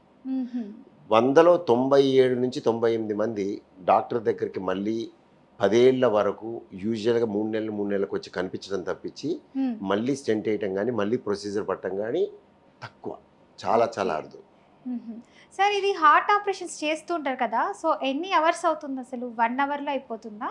అది మనం ఫస్ట్ థింగ్ ఆపరేషన్ అంటే మేము చేసేది ప్రొసీజర్ స్టెంట్, యాంజియోప్లాస్టీ, స్టెంటింగ్ చేస్తాం, లేదా ఏసిడి అని షాక్ మిషన్ పెడతాం, పేస్ మేకర్ అని పెడతాం. సో మనం ఏది చేస్తున్నాం అనే దాని మీద ఉంటుంది. సో స్టెంట్ని తీసుకుందాం. స్టెంట్ని తీసుకున్న అయితే ఒక స్టెంట్ వేయడానికి సింపుల్ స్టెంటింగ్, సింపుల్ అంటే ఏ కాంప్లెక్సిటీ లేకుండా ఒక సీనియర్ ఈజీగా చేయగలిగే స్టెంట్ 20 నిమిషాల్లో కూడా అయిపోతుంది. కానీ ఏదైనా కాంప్లెక్సిటీ ఉన్నప్పుడు యాజ్ లాంగ్ యాజ్ 2 hours పడుతుంది, 2 గంటలు పడుతుంది. సో యావరేజ్ టైం మీద మీరు తీసుకున్నట్టయితే 1 hour పడుతుంది, 45 minutes to 1 hour. So stenting అనేది డిపెండ్స్ అపాన్ మనం స్టెంట్ ఎక్కడ పెట్టాల్సి వస్తుంది, ఏ నాళంలో పెట్టాల్సి వస్తుంది, లొకేషన్ ఎక్కడ, వై జంక్షన్లో ఉందా, మెయిన్ వెజల్లో ఉందా, ఇమేజింగ్ అవసరమా లేదా. ఇమేజింగ్ అంటే ఒక కెమెరా లాంటిది వాడతాం లోపలికి వెళ్ళి. సో ఇమేజింగ్ అవసరమా, డ్రిల్లింగ్ అవసరమా, కాల్షియం బాగా విచ్చలవిడి వ్యాధి ఉండి కాల్షియం, ఇప్పుడు జూబ్లీహిల్స్లో ఇల్లు కట్టినట్టు మనం మామూలుగా ఇల్లు కట్టినప్పుడు ఏది పగలగొట్టక్కర్లేదు. జూబ్లీహిల్స్లో అయితే రాక్స్ పగలగొట్టి చేయాలి ఇల్లు, లేదా రాక్ని లోపలికి తీసుకోవాలి ఇంట్లోకి. కొన్నిసార్లు వాల్ కింద వాడేయించారు రాక్ని. సిమిలర్గా ఇక్కడ కూడా మేము చేసేటప్పుడు కొన్నిసార్లు రాక్ గోడలో ఉంటే ఆ రాక్ని వదిలేస్తాం, రాక్ లాగా కాల్షియం ఉంటే ఆ స్టెంట్ ఇంకో వైపు యాంగిల్ తీసుకుంటుంది. కానీ అది చొచ్చుకొచ్చినప్పుడు ఆ రాక్ని డ్రిల్ చేయాలి. సో డ్రిల్లింగ్ మిషన్స్ రోటాబ్లేషన్ అని, ఆర్బిటాల్ ఎథెరెక్టమీ అని, ఐవిఎల్ ఇంట్రావాస్కులర్ లిథోట్రిప్సీ అని ఉంటాయి. సో ఇటువంటి వాడి ఆ స్టెంట్కి వెళ్ళే దారిని ఇస్తాం. సో అందుకే స్టెంట్ పెట్టడం కంటే కూడా స్టెంట్ పెట్టే దారి, స్టెంట్ పెట్టే పరిస్థితి, ఆయనకున్న పరిస్థితులు అవన్నీ కాంప్లెక్సిటీకి ఉంటుంది. సో ఇప్పుడు చాలామంది స్టెంట్ కాస్ట్ అనుకుంటారు, స్టెంట్ కాదు అక్కడ ఇంపార్టెంట్. స్టెంట్ పెడతాం కానీ స్టెంట్ పెట్టే పరిస్థితి ఎక్కడ? స్టెంట్ జేబులో పెట్టుకోవడం ఈజీ, బాడీలో పెట్టాలంటే డాక్టరు, పరికరాలు, పరిస్థితులు అనుకూలించాలి. ఓకే. సో ఇవన్నీ చేస్తున్నారు కదా, మీకు భయం ఏదా సార్ అసలు? నాకైతే ఇప్పుడు ఈ మాట మర్చిపోయి ఉంటామండి, బికాజ్ ఇదంతా నా ప్రాక్టీస్ స్టార్టింగ్ లో నేను ఫస్ట్ టైం స్టంట్ వేసేటప్పుడు భయపడానంటారా? లేదండి, ఎందుకంటే చాలా ప్యాషన్తో దీంట్లోకి వస్తారు చాలామంది. నేనే కాదు, ఎవరైనా వచ్చిన వాళ్ళు జనరల్గా మెడిసిన్లోకి వచ్చేవాళ్ళు ప్యాషన్తో రావాలి. ఎందుకంటే this is a long course, settlement long. దీంట్లో తపస్సు లాంటిది ఇది. It's like A penance. మీకు వేరే లాట్ ఆఫ్ జాబ్స్ కానీ లాట్ ఆఫ్ ప్రొఫెషన్స్ కానీ ఇంత లాంగ్ ఉండవు. అంటే మీరు నేను కార్డియాలజిస్ట్ అవ్వాల్సి వచ్చింది అవ్వాల్సిన అంటే అవ్వటానికి డెకేడ్ పైన పట్టింది. అంటే 10 సంవత్సరాలు నీ ట్రైనింగ్ స్టడీస్ అంటే ఎంబీబీఎస్, ఎండి, డిఎం. ఎంబీబీఎస్ 5.5 ఏళ్ళు, ఎండి 3 ఏళ్ళు, డిఎం 3 ఏళ్ళు, మధ్యలో ఎంట్రన్స్లు నువ్వు టాపర్ అయి ఉండాలి రావాలంటే. సో అన్నీ వచ్చేసరికి మీకు 10-11.5 సంవత్సరాలు. సో ఇంత తపస్సు చేసి నువ్వు లోపలికి వచ్చేసరికి నువ్వు మెచ్యూర్ అయిపోయి ఉంటావు, చాలా అంటే చాలా ఎదుగుంటావు. నీకు 2 రకాలుగా ఎదుగుంటావు, నాలెడ్జ్లో ఎదుగుంటావు, స్కిల్స్లో ఎదుగుంటావు, తర్వాత మెచ్యూరిటీ, మెంటల్ మెచ్యూరిటీ వస్తుంది.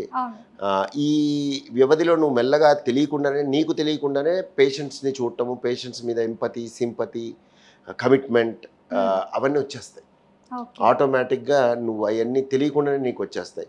సో నువ్వు పని చేసేటప్పుడు ఎక్కడా కూడా ఇప్పుడు వార్లో ఆర్మీ మ్యాన్ వెళ్ళినప్పుడు నేను చచ్చిపోతానా అనే ఆలోచన చేసుకుంటూ పోతుంటాడు. ఎందుకు? అదంతా అలవాటైపోయి ట్రైనింగ్లో ఉంటావు. సో ఇది కూడా అలాంటిదే, నువ్వు భయపడటం అనే మాటే రాదు.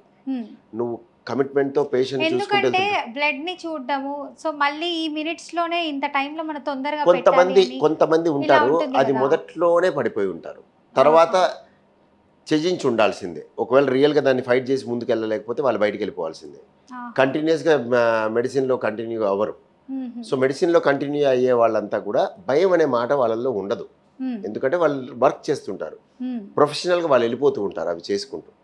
ఇట్ ఈస్ సంథింగ్ లైక్ ఫ్లైట్లు ఇట్లా కూలిపోతున్నాయని పైలట్ పైకి ఎక్కి భయపడుతూ ఉండడు, డ్రైవ్ చేసుకుంటూ వెళ్ళిపోతాడు, ఆలోచనే చేయడు, ప్యాసింజర్స్ కూడా ఎక్కేస్తారు. సార్ ఇప్పుడు మీరు కొంతమందికి అంటే స్టంట్స్ ఇలాంటివి వేస్తూ ఉంటారు. సో లైక్ ఎంతసేపట్లో, లైక్ ఎన్ని రోజుల్లో వాళ్ళు రికవర్ అయిపోతారు?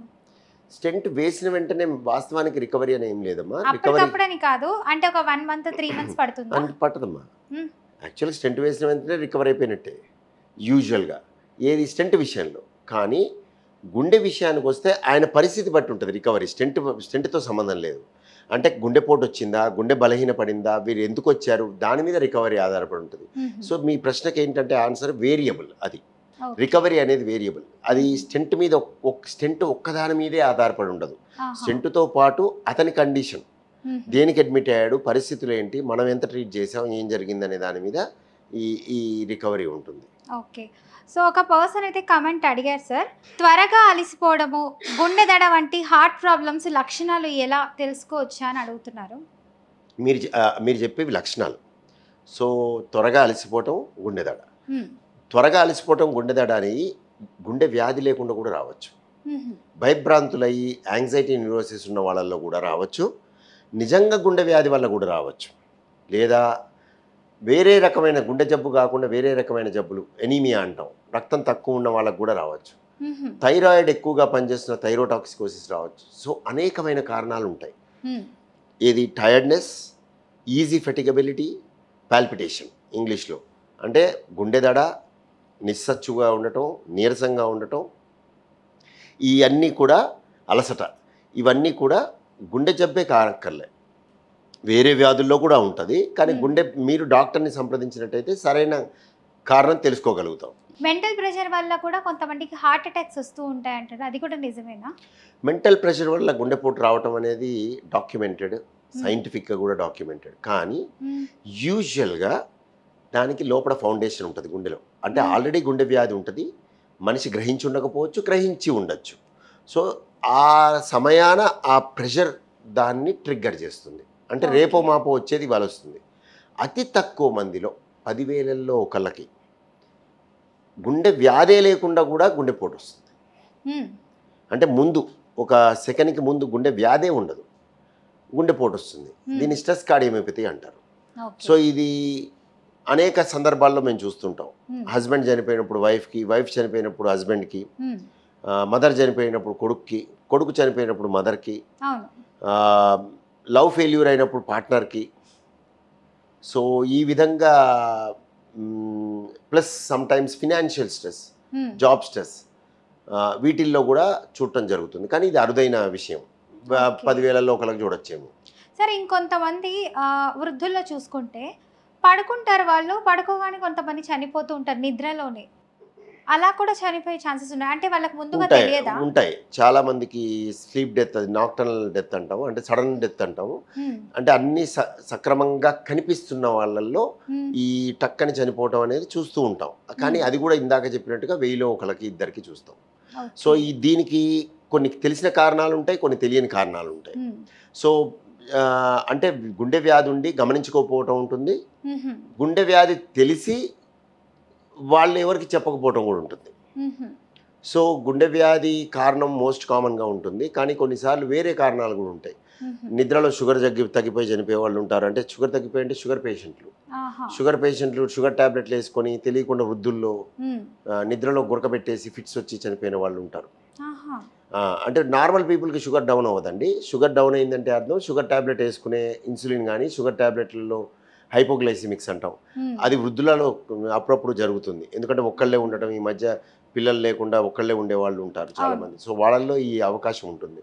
సో హుహు. ఇది కాకుండా న్యూరలాజికల్ ఇంజురీ, బ్రెయిన్ పారాలసిస్లు, బ్రెయిన్లో బ్లీడింగ్లు ఇలాంటివి కూడా కారణాలు అవుతాయి. గుండెపోటు, ఎరిథ్మియా, గుండె ఇర్రెగ్యులర్గా బీట్ అయ్యి ఆగిపోవటం కూడా చూస్తూ ఉంటాం. సో ఈ అనేకమైన కారణాలు ఉన్నాయి ఈ సడన్ డెత్కి. ఓకే. ఇంకొక పర్సన్ అడగమన్నారు సార్.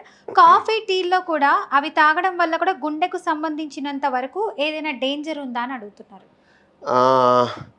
కాఫీ, టీ తాగటం వల్ల పెద్ద డేంజర్లు ఏం లేవండి. మ్యాక్సిమం అంటే ఎక్కువ తాగేస్తే వాంతులు అవుతాయి, మామూలుగా హార్ట్ అయితే కాదు. హెల్తీగా ఉండాలంటే ఏ ఏ వయసుల వాళ్ళు ఎలాంటి ఎక్సర్సైజ్లు చేయాలి? ఏ వయసులో ఉన్న వాళ్ళైనా ఎక్సర్సైజ్లు చేయాలి, హ్మ్. ఏ వయసుకి సంబంధం లేదు. హుహు. ఫిట్నెస్కి సంబంధం. అంటే నేను ఇప్పటివరకు చేయలేదు, 70 ఏళ్ళకి నేను వచ్చి ఎక్సర్సైజ్ చేస్తాను, వచ్చేసి పుషప్స్ చేయకూడదు, ఇరిగిపోతాయి. మొదటి దశ నుంచి నువ్వు యాజ్ ఎర్లీ యాజ్ నీ చైల్డ్హుడ్ నుంచి నువ్వు వ్యాయామం చేసుకుంటూ వెళ్ళేవాడు ఏ ఏజ్ వరకన్నా చేయొచ్చు. ఆహా! వ్యాయామానికి ఏజ్ ఏం లేదు. సడన్లీ స్టార్ట్ చేస్తా అంటే సడన్గా మాత్రం స్టార్ట్ వాళ్ళకి చేయొచ్చు, ప్రాబ్లం. చేయాలి అనుకున్నప్పుడు ప్రాబ్లం ఏం లేదు. చేయాలి అనుకున్నప్పుడు ట్రైనర్ని పెట్టుకోవాలి, ఓకే. సంబడి ట్రైనర్ ఉండాలి. ఎలా చేయాలి, ఎలా పోవాలి అనేది ఇంపార్టెంట్. ప్రతి మనిషి వ్యాయామం చేయడం చాలా ఇంపార్టెంట్. ఎందుకు అంటే మేము ఎలా చూస్తామంటే కొంతమంది ఒక స్టెప్ కూడా ఎక్కలేరు. అవును. వాళ్ళకి 45 ఏళ్ళు ఉంటాయి, హ్మ్. 80 ఏళ్ళు అయినా టెన్నిస్ ఆడుతుంటాడు. అవును. సో ఎక్కడ ఫాల్ట్ ఉంది? ఫిట్నెస్లో. ఓకే. ఇంకొక పర్సన్ అడుగుతున్నారు. అంతకుముందు ఎలాంటి హెల్త్ ఇష్యూస్ లేకపోయినా ఏ వయసు నుంచి హార్ట్ అటాక్కు సంబంధించిన టెస్టులు చేయించుకుంటే మంచిదంటారు? ఎప్పుడు కూడా టెస్టులు చేసుకోవటం ముఖ్యం కాదు. హ్మ్. ఇది చాలా ఫస్ట్ స్టేట్మెంట్ నాది. హ్మ్. డాక్టర్ని సంప్రదించడం ముఖ్యం. హ్మ్. టెస్టులతో ఏమీ తెలియదు. ఆ. డాక్టర్ని సంప్రదిస్తే డాక్టర్ ఏ టెస్ట్ చేయాలనేది ఆయన బాధ్యత తీసుకోవాలి. ఓకే. మనం వెళ్ళి టెస్టులు చేసుకోవడం అనే కాన్సెప్ట్ లేదు, అది రాంగ్. హ్మ్. సో ఫస్ట్ పాయింట్ ఇది. తర్వాత మీరన్న పాయింట్ ఏంటి అంటే ఏ బాదరబంది లేకుండా హెల్తీగా ఉన్న వాళ్ళు ఏ సమయంలో ఈ టెస్ట్ అనే బదులు డాక్టర్ని సంప్రదించాలి గుండె కోసం. హ్మ్. సో ఇది ఫస్ట్ పాయింట్. Family history. కొంతమందికి మేనమామలు, మేనత్తలు, బాబాయిలు, ఆ. పిన్నులు, పెద్దమ్మలు, వాటెవర్ ఈ ఫస్ట్ కజిన్స్, వీళ్ళలో చాలామందికి గుండెపోట్లు వచ్చి ఉంటాయి 40 ఏళ్ళు దాటగానే, 30 ఏళ్ళు దాటగానే. ఆ. వీళ్ళు కొంచెం అప్రమత్తంగా ఉండి వాళ్ళ వయసు 20 తగిలినప్పటి నుంచి డాక్టర్ని సంప్రదించి సరైన విధంగా సరైన రూట్లో వెళ్ళాలి. ఓకే. సో డాక్టర్ అప్పుడు బాధ్యత ఏది చేయాలి, ఏ పరీక్ష చేయాలి, ఏది చూసుకోవాలి అని. హ్మ్. ఒక బ్యాటరీ ఆఫ్ ఇన్వెస్టిగేషన్ చేసుకోవటం వల్ల ఏమీ ఒరగదు, ఏమీ తెలియదు. ఓకే. సో ఇంకొక పర్సన్ అడగమంటున్నారు. స్టార్డమ్గా చూసుకుంటే ఆల్కహాల్ ఎంత తాగితే సేఫ్ అనే పారామీటర్స్ ఏమైనా ఉన్నాయా అని అడుగుతున్నారు. ఇప్పుడు చాలామంది ఈ తాగటం గురించి చాలా స్మోకింగ్ అయ్యేమో కానీ ఎంత తాగాలని అడగటం ప్రారంభించారు. సరే పర్వాలేదు, దట్ డజంట్ మ్యాటర్. బట్ ట్రూగా చెప్పాలి అంటే మాత్రం అబ్సల్యూట్ ఆల్కహాల్ 200 ml ఏ వీక్. హ్మ్. అబ్సల్యూట్ ఆల్కహాల్ అంటే మిక్సింగ్ లేకుండా ఆల్కహాల్ అనేది, హ్మ్. అంటే బిస్కీ అట్లా కాదు, absolute alcohol okay. 200 ml per week. అంటే ఇది బీర్ అయితేనేమో ఒక బాటిల్తో సమానం పర్ డే, ఒక బీర్ పర్ డే. లేదా స్కాచ్ అయితే 30 to 50 ml పర్ డే. ఇక్కడికి ఆగిపోవాలి నేను చెప్పినట్టుగా. దీన్ని శృతిమించితే మళ్ళీ అది ఇబ్బందికరం అవుతుంది. హ్మ్. సో అసలు ఫస్ట్ థింగ్ ఎందుకు తాగాలి? రోజు తాగాల్సిన అవసరం ఉంది, తాకపోతే చాలా మంచిది. హ్మ్. తాగేవాళ్ళు మాత్రం ఈ విధంగా లిమిట్ చేసే ప్రయత్నం చేయాలి. దీంతో ఓకే. సరి సమానమైన థింగ్స్ చేస్తే మీకు హెల్తీగా ఆల్కహాల్ ఎఫెక్ట్ బాడీ మీద లేకుండా ఉంటుంది. ఓకే. సార్ ఇంకొక పర్సన్ అడుగుతున్నారు. సార్బిట్రేట్ టాబ్లెట్ వల్ల ఉపయోగం ఏంటి అని అడుగుతున్నారు. అది అప్పటికప్పుడు హార్ట్ అటాక్ను ఆపుతుందా? హార్ట్ అటాక్ అస్సలు ఆపదు సార్బిట్రేట్. హ్మ్. సార్బిట్రేట్ హార్ట్ అటాక్ని ఆపదు, ఏ టాబ్లెట్ హార్ట్ అటాక్ని ఆపదు. ఓకే. డాక్టర్ దగ్గరికి రీచ్ అవ్వాలి. హ్మ్. రీచ్ అయ్యాక ఏం చేయాలో తెలుస్తారు. మీరు ఎమర్జెన్సీ రూమ్కి రావాలి ఎక్కడున్నా కూడా. టాబ్లెట్లు వేసుకోవటం వల్ల గుండెపోట్లు ఆగవు. టాబ్లెట్ వేసుకున్నాక కూడా కంటిన్యూ అయితేనే దాన్ని గుండెపోటు అంటాం. టాబ్లెట్ వేసుకున్నారు, మీకు ఏ రిలీఫ్ రాకపోతేనే దాన్నే గుండెపోటు అంటారు. సో టాబ్లెట్ ఆపలేదు గుండెపోటుని. డాక్టర్ దగ్గర తీసుకొచ్చేస్తే బెటర్ కాదు, అదే చేయాలి. అది only option. You have to come to emergency room. పాత రోజుల్లో ఎవరు ఎక్కడ అంబులెన్సులు లేవు, ఇప్పుడు అన్ని చోట్ల అంబులెన్స్ ఉన్నాయి. Shout for the help, take an ambulance and come. Sorbitrate అనేది దేనికి వాడతామంటే గుండె నొప్పి నడిస్తే వస్తుంది అనమాట కొంతమందికి. మేము అన్ని మందులు పెడతాం, అన్ని పెట్టాక స్టెంట్లు వేసి అన్ని చేశాక కూడా వాళ్ళకు ఒక డిస్టెన్స్కి వస్తూ ఉంటుంది. అంటే సపోజ్ ఒక ఫర్లాంగ్ నడిచాక బాధ కలుగుతుంది. సో ఆ బాధ ఆల్రెడీ మందులు వాడుతున్నావు కదా, ఇంకా ఏం చేయాలి, ఈ నాలుగు కింద పెట్టుకొని కూర్చుంటారు, తగ్గుద్ది, మళ్ళీ నడుస్తారు. ఆ విధంగా సార్బిట్రేట్ అవసరం. వీళ్ళల్లో డాక్టర్ దగ్గరికి పోయే లోపల బాధ తగ్గడానికి, గుండెపోటు ఆగదు, ప్రయత్నం ఒక సార్బిట్రేట్ నాలుగు కింద పెట్టుకోవచ్చు. అది ప్రయత్నం గుండెపోటు ఆపడానికి కాదు, బాధ తగ్గడానికి. అది కూడా చాలా మంచి క్వశ్చన్ వేశారు. ఇది టాబ్లెట్లు జేబులో పెట్టుకొని తిరగటం అనే కాన్సెప్ట్ ఇండియాలోనే ఉంది. ప్రపంచంలో ఎక్కడ టాబ్లెట్లు జేబులో పెట్టుకొని తిరగరు, అది జైల్లో పెడతారు. టాబ్లెట్లు జేబులో పెట్టుకొని తిరిగితే దాన్ని ఓవర్ ద కౌంటర్ మెడికేషన్ అంటారు. ఓటీసీలు మాత్రమే జేబులో ఉండాలి. నీ జేబులో డాక్టర్ ప్రిస్క్రిప్షన్ లేకుండా ఇచ్చే ఉంటే ఎట్లా, తప్పు కదా.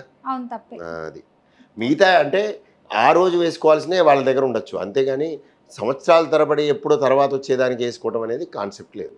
ఓకే, ఇప్పుడు కొంతమంది హార్ట్ అటాక్ వచ్చినప్పుడు సిపిఆర్ చేస్తుంటారు, అది ఎంతవరకు కరెక్ట్? అమ్మా చాలా దారుణమైన క్వశ్చన్, తప్పులేదు. ఇది కూడా అడిగారు, అదే నాకు కావాలి, అందుకే రికార్డ్ చేయండి. ఇప్పుడు హార్ట్ అటాక్ వస్తే సిపిఆర్ చేయటం, కార్డియాక్ అరెస్ట్ వస్తే సిపిఆర్ చేయాలి. హార్ట్ అటాక్ కార్డియాక్ అరెస్ట్ వేరు.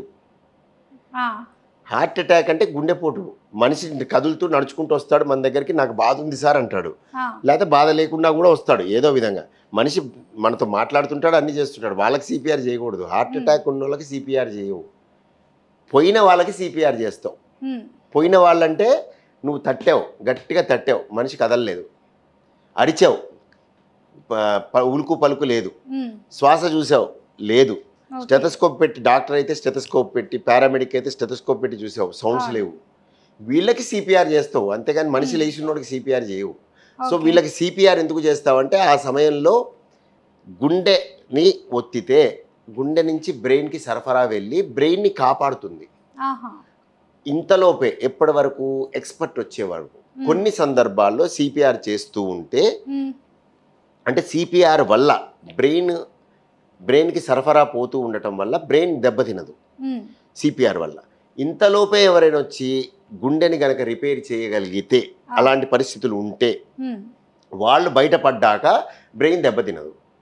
నువ్వు సిపిఆర్ చేయలేదు, ఫర్ ఎగ్జాంపుల్ అలా పడున్నారు, సిపిఆర్ ఎవరు చేయలేదు, ఉలుకు పలుకు లేదు, నేను చెప్పినట్టు చలనం లేదు, పల్స్ లేదు, హార్ట్ లేదు, కొంచెం లేట్ అయింది, ఒక 3 నిమిషాలు 4 నిమిషాల తర్వాత ఒకళ్ళు వచ్చి అప్పటికప్పుడు సిపిఆర్ స్టార్ట్ చేశారు, దన క్యాత్ ల్యాబ్లోకి తీసుకెళ్లారు, అన్నీ సెట్ చేశారు, హార్ట్ సెట్ అయిపోయింది.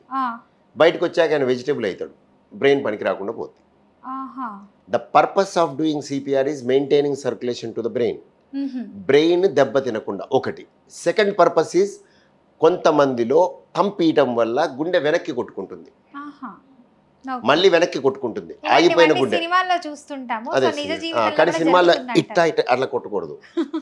అంటే అంటే పాత రోజుల్లో సతీ సావిత్రి ఇదే చేసిందని అంటారు, తల బాదుకోవటం వల్ల ఆమె లేచిందంట, ఆయన లేచాడంట హరిశ్చంద్రుడు మనం అంటారు. అది ఒక స్టోరీ. ఇంకొక పర్సన్ అడగమంటున్నారు, కొందరు నడిస్తే గుండెలో నొప్పి వస్తుంది, కూర్చుంటే రాదు, అంటే రక్తనాళాలు బ్లాక్ అయినట్టు అనుకోవచ్చా అని అడుగుతున్నారు. రక్తనాళాలు బ్లాక్ అవ్వటం మోస్ట్ కామన్ కారణం దానికి, కానీ అతి తక్కువ మందిలో బ్లాక్ లేకుండా కూడా దీన్ని స్టేబుల్ యాంజైనా అంటారు, ఈ యాంజైనా వస్తుంది అతి తక్కువ మందిలో. మెజారిటీ పీపుల్లో రక్తనాళాల్లో బ్లాక్ ఉంటేనే ఈ విధమైన లక్షణం వస్తుంది. ఓకే, ఇంకొంతమంది అడుగుతున్నారు సార్, బైపాస్ సర్జరీ అంటే ఏంటి, ఎలాంటి పరిస్థితుల్లో పేషెంట్లకు బైపాస్ సర్జరీ చేయాల్సి వస్తుంది? బైపాస్ సర్జరీ అంటే గుండె బయట ఉన్న, ఇప్పుడు మనం మాట్లాడుకున్న రక్తనాళాలు దమనలు ఏవైతే ఉన్నాయో దాంట్లో పూడికి ఏర్పడి స్టెంట్లు పెట్టలేని విధంగా ఉండి బైపాస్ చేసేదానికి అనుగుణంగా ఉన్నప్పుడు సర్జరీ చేస్తారు. బైపాస్ అంటే సంథింగ్ లైక్ రోడ్ బ్లాక్ అయిందనుకోండి, ఈ చివరి నుంచి ఈ చివరికి మధ్యలో బ్లాక్ అయిపోయింది, సైడ్ నుంచి మనం పంపిస్తాం కదా, అది బైపాస్. సో గుండెలో కూడా రక్తనాళం మధ్యలో పూడిక ఉండి స్టెంట్ వేయలేని పరిస్థితి ఉండి అనుగుణంగా లేనప్పుడు పైన కింద చక్కగా ఉంటే పైనుంచి కిందకి కుడతావు. ఎక్కడి నుంచి కాళ్ళ నుంచి తీసి కానీ చేయి నుంచి నాడి తీసి కానీ గుండె పక్కన నుంచి ఉన్న లీమా అని ఇద్దరు ఉంటారు, రీమా అని అవి తీసి అక్కడ కుడతారు. సో ఈ విధంగా అలా చేసినప్పుడు దాన్ని బైపాస్ సర్జరీ అంటారు. దీన్ని కన్ఫ్యూజ్ అవుతుంటారు, ఓపెన్ హార్ట్ సర్జరీ వేరు, బైపాస్ సర్జరీ వేరు. నెక్స్ట్ క్వశ్చన్ అదే సార్, ఓపెన్ హార్ట్ సర్జరీ అనేది ఎలాంటి వాళ్ళకి చేస్తారు? ఓపెన్ హార్ట్ సర్జరీ అంటే, బైపాస్ సర్జరీ అంటే చెస్ట్ని కట్ చేసి గుండె మీద ఉపరితలం మీద ఉన్న నాళాలని నేను చెప్పినట్టు చేయటాన్ని బైపాస్ సర్జరీ అంటారు. అంటే స్టెంట్లు అమర్చలేని పరిస్థితి ఉండి బైపాస్కి అనుకూలమైన వ్యాధి ఉన్నప్పుడు బైపాస్ సర్జరీ చేస్తారు. దానికి కూడా చెస్ట్ ఓపెన్ చేస్తారు, హార్ట్ ఓపెన్ చేయరు.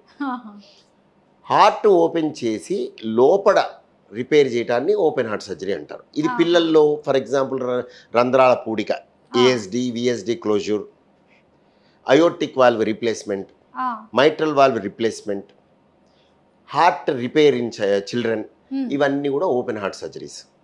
అంటే గుండెలో గదుల మధ్యలో ఉన్న రంధ్రాలను పూడిక చేయటం, గుండె కవాటాలను మార్పిడి చేయటం, గుండె ఫైనల్గా ఓపెన్ చేసి ఏది చేసినా కూడా ఓపెన్ హార్ట్ సర్జరీ అంటారు. దీనికి చెస్ట్ ఓపెన్ చేస్తారు, హార్ట్ ఓపెన్ చేస్తారు. బైపాస్ సర్జరీలో చెస్ట్ మాత్రమే ఓపెన్ చేస్తారు, హార్ట్ పైన రిపేర్ చేస్తారు, హార్ట్ని ఓపెన్ చేయరు. ఓకే, సో ఈ రెండింటికి అంత తేడా ఉందంటారు. ఓకే, రక్తనాళాలు బ్లాక్ అవ్వడానికి చాలా ఏళ్ళు పడుతుందా? పడుతుంది. జనరల్గా రక్తనాళాల్లో పూడిక అనేది కొంతమందికి డెకేడ్ పడుతుంది, కానీ కొంతమందికి యాజ్ ఎర్లీ యాజ్ 1 year పడుతుంది. 1 yearలో కూడా చూస్తాం, 1 yearలో కూడా కనిపించేంత, కనిపించని లెవెల్లో స్లోగా ఒక డెకేడ్ పడుతుంది. సార్, ఒక చోట బ్లాక్ అయినా కూడా స్టంట్స్ వేయాల్సిందేనా, లేకపోతే మెడిసిన్స్తో బ్లాక్స్ను రెక్టిఫై చేయలేమా అని అడుగుతున్నారు. మెడిసిన్స్తో రెక్టిఫై చేసేటట్టు ఉంటే బ్లాక్ని అసలు మేమేమి చెప్పం. అటువంటి పరిస్థితులు సందర్భాలు ఉన్నప్పుడు మందులు చాలండి అని చెప్తాం. జనరల్గా బ్లాక్స్ మందులతో సెట్ కావు, అది బ్లాక్ అయి ఉంటాయి. క్లాట్ అయితే కరుగుద్ది, బ్లాక్ అయితే కరగదు, అది కొండ లాంటిది. సో బ్లాక్ని యాక్సెప్ట్ చేస్తావు, తక్కువగా ఉంటే మందులు వాడండి చాలు అంటాం. అంటే తగ్గుద్దని కాదు, దాని నుంచి ఇబ్బంది రాదు, దాని నుంచి ఫర్దర్గా ప్రోగ్రెస్ కాకుండా ప్రయత్నం చేయటం. బ్లాక్ గట్టిగా టైట్గా ఉండి ఇబ్బంది పూర్వకంగా ఉన్నప్పుడు ప్లస్ అది చేస్తే ఉపయోగపడేటి రెండు, ఒకటి ఇబ్బంది కలిగించే విధంగా ఉండాలి, బ్లాక్ పూడిక అనేది ఇబ్బంది కలిగించబోతుంది అని మనకు తెలుస్తుంది, రెండు చేయటం వల్ల ఉపయోగం ఉంటుంది, అప్పుడు నువ్వు స్టెంట్ అమరుస్తావు. అది ఒకటా రెండా అనే దానికి సమస్య కాదు, ఎంత టైట్గా ఉంది, ఎంత సరఫరా నాళం ఎంత సరఫరా ఇస్తుంది, ఎంత మజిల్కి ఇస్తుంది, దానివల్ల స్టెంట్ పెట్టడం వల్ల ఉపయోగం ఎంత, పెట్టకపోతే ఇబ్బంది ఎంత, దీన్ని బట్టి నీకు ఉంటుంది. కొన్నిసార్లు బ్లాక్ ఉంటుంది, టైట్గా ఉంటుంది, స్టెంట్ పెట్టినా ఉపయోగం ఉండదు, ఎందుకంటే కండ దెబ్బతినిపోయి ఉంటుంది, అంటే ఎండిపోయిన పొలానికి నీళ్లు పోస్తున్నట్టు. సో అలాంటి చోట్ల చేయటం వేస్ట్, వృధా. ఓకే, సో ఇందాక మనం కొలెస్ట్రాల్ గురించి మాట్లాడుకున్నాం కదా సార్, దానికి సంబంధించి ఇంకొక పర్సన్ అడుగుతున్నారు, పాలు పెరుగు వల్ల గుండెకు మంచి జరుగుతుందా, లేక అవి కూడా కొలెస్ట్రాల్ పెరగడానికి కారణం అంటారా? పాలు పెరుగు ఏమి పెద్ద ప్రమాదకరమైనవి కావండి, అవి టైం టెస్టెడ్, మనం ఎప్పటి నుంచో తాగుతున్నాం, ఎప్పటి నుంచో. కాకపోతే ఏదైనా మితిమీరి చేయకూడదు, వీలైనంత లిమిటెడ్గా తీసుకోవచ్చు. అంత అంటే లిమిటెడ్ అంటే టూ మచ్ లిమిటెడ్ కూడా కాదు, రీజనబుల్గా తాగొచ్చు, ఏమి కాదు, దాన్ని డైజెస్ట్ చేసుకునే విధంగా ఉండాలి అంతే. ఇప్పుడు పాలు పడవవు, కొంతమందికి గ్లూకోజ్ ఇంటాలరెన్స్ ఉంటుంది, వాళ్ళు తాగకూడదు. పాలు అరుగుద్ది, తిని మంచిగా ఉంటారు, మోషన్ కాదంటే వాళ్ళందరూ తాగొచ్చు, పాలతో వీటితో ప్రాబ్లం లేదు. కానీ చాలామంది పాలల్లో ఉన్న మీగడ ఈ కొలెస్ట్రాల్ రెండు అంటే వాళ్ళకి అట్లా కన్సిస్టెన్సీ మైండ్లో ఉంటుంది, ఈ రెండు ఒకటేమో, ఇది వెళ్ళిపోయి అక్కడ కూర్చుంటుందేమో అనుకుంటారు, అలా ఏమి ఉండదు. కానీ మీగడ తగ్గించితే బెటర్, దాంట్లో ఫ్యాట్ ఎక్కువగా ఉంటుంది, సాచురేటెడ్ ఫ్యాట్, తగ్గించాలి, అంతేగాని తీసేయాల్సిన అవసరం లేదు. సార్, ఒబేసిటీ వల్ల కూడా హార్ట్ ఇష్యూస్ అనేది వస్తాయా? వస్తాయమ్మా. Obesity is also a risk factor. మనం ఇప్పుడు ఏ విధంగా మధుమేహం, రక్తపోటు, స్మోకింగ్ అనుకున్నామో, ఇది కూడా ఒక రిస్క్ ఫ్యాక్టర్ ఒబేసిటీ అనేది. సో ఇది ఊబకాయం అంటాం, ఎస్పెషల్లీ సెంట్రల్ ఒబేసిటీ, పొట్ట చుట్టూ లావుగా ఉన్న వాళ్ళలో అవకాశం ఎక్కువగా ఉంటుంది గుండెపోటు. రూల్ కాదు, అగైన్ ఇందులో అన్నిట్లో పర్సంటేజెస్ ఉంటాయి, ఇలా ఉన్న వాళ్ళల్లో ఎక్కువగా చూస్తాం, అలా లేని వాళ్ళలో తక్కువగా చూస్తాం. ఓకే, ఇప్పుడు ఒక పర్సన్ అడగమంటున్నారు సార్, ఇప్పుడు పిల్లలు చూసుకుంటే ఒక 5th class 6th class age దగ్గర నుంచే వాళ్ళకు కొంతమంది ఒబేసిటీతో ఉంటారు. సో వాళ్ళు పెరిగి పెద్ద ఒక 25, 26 ఉన్నప్పుడు ఇంకా డబల్ లావుగా ఉండడము, ఒబేసిటీ ఎక్కువైపోతుంది. సో అలాంటి వాళ్ళకు కూడా ఎక్కువ ఇష్యూస్ వస్తాయంటారా? రావచ్చమ్మా, ఇది గుండెపోటే కావక్కర్లేదు, అంటే అలాంటి వేరేది వాళ్ళు కూడా. ఏం చేయాలి కొంచెం ఒబేసిటీ తగ్గాలంటే అని అడుగుతున్నారు. చిన్నతనం నుంచి దాని మీద శ్రద్ధ వహించాలి. మ్మ్. లావ్ అయిపోతుంటే ఆ తర్వాత చూసుకోవచ్చులే అనుకోకుండా, తోసిపుచ్చి చేయకుండా మ్మ్. ఆ సమయం నుంచే గట్టిగా, ఎస్పెషల్లీ ఎనీథింగ్ ఏరోబిక్స్. మ్మ్. చాలా, ఫర్ ఎగ్జాంపుల్ నేను చాలామందిని చూశాను, 140 కేజీలు ఉన్న వాళ్ళు కూడా సైక్లింగ్ చేసి, మ్యారథాన్స్ చేసి, మ్మ్. వీళ్ళెవరు వచ్చినప్పుడు వీళ్ళెవరని గుర్తుపట్టలేని విధంగా సన్నగయ్యారు. సో ఆహా. మెజారిటీ అది మోటివేషన్ ఉండి ఏరోబిక్స్, ఎస్పెషల్ ఏరోబిక్స్ కాన్సన్ట్రేట్ చేస్తే తగ్గుతారు. మ్మ్. మెడికల్ హెల్ప్ తీసుకోవాలి. ఎప్పుడు ఓకే. మెడికల్ ఇల్నెస్ ఉందా లేదా చూసుకోవాలి. కొన్నిసార్లు ఏంటంటే లావుగా ఉండటం, ఊబకాయం అనేది వ్యాధి ఉంటుంది, ఆహా. అది ఎండోక్రైనాలజిస్ట్ని కలిసే విధంగా ఉంటుంది. ఓకే. సో ఆ వ్యాధి ఉందా లేదా చూసుకొని, వ్యాధి లేకపోతే ఈ విధంగా తగ్గాలి. Thank you so much sir, మంచి ఇన్ఫర్మేషన్ ఇచ్చారు మా అందరికీ. Thank you. నమస్కారం అమ్మా. సో చూసారు కదా వ్యూవర్స్, మీకు కూడా ఏమైనా గుండె సంబంధిత ఏదైనా వ్యాధులున్నా, సమస్యలున్నా, సో ఏదైనా డౌట్స్ ఉంటే వెంటనే కింద స్క్రోల్ అవుతున్న నెంబర్కి కాల్ చేయండి.